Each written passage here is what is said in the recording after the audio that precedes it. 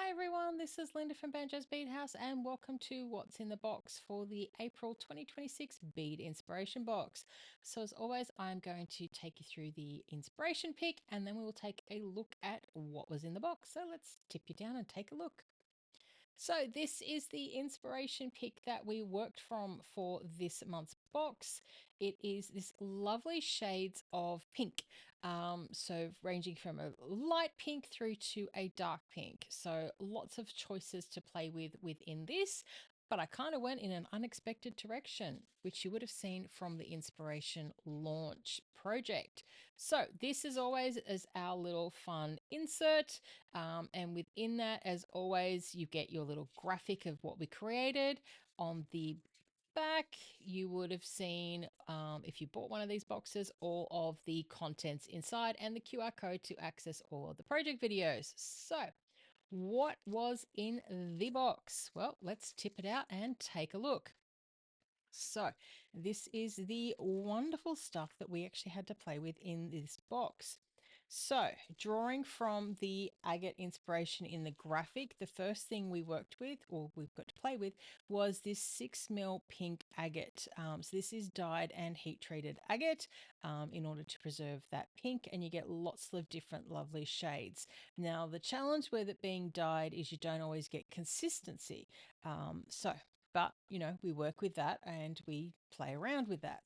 So, one of the pieces that everybody got, which is slightly different and shows that difference in the dye, is this pink agate nugget. So you can see the lovely dark raw edges, and you'll get different colors through that. And so every piece of this is different that went out in all of the boxes. So from the front image, you would have noticed we were playing around with this lovely bright pink tone. This is dyed sea sediment jasper. So this was one of the beads that we used. The other bead that we used in this project was some synthetic howlite in the blue.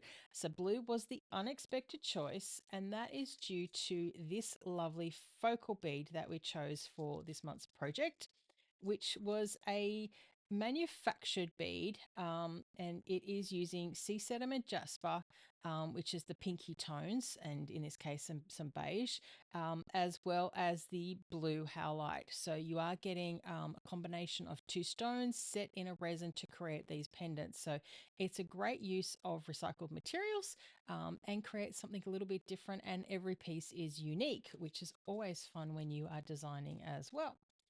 So the rest of the box. So you had some gold seed beads, which we used in the stringing project.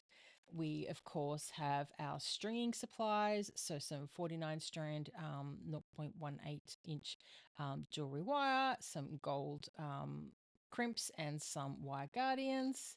We had a host of stainless steel gold plated findings as well in this box, including a couple of brand new pieces. So the toggle clasp is brand new, with this lovely arrow detail design, as well as these new pinch bails. So something new and different for everyone to try. You'll also notice a little round stainless steel crimp here. That is in case you did not wish to follow the way I designed the pendant for this one and wanted to go a little more traditional route. You have a more traditional pendant style option there too. And lastly, we have this electroplated hematite, which throws out different shades of pink and blue and gold, in this lovely tiny little rectangular shape. So a very different shape to play with, and something a bit of fun because of all the different colors that it throws out. So that is the contents of the bead box. So what was the hero project? Well, it is this necklace using one of these focal stones. And to be a little bit different, I actually set the clasp at the front. So using the toggle clasp, and it's a great way of using a decorative toggle.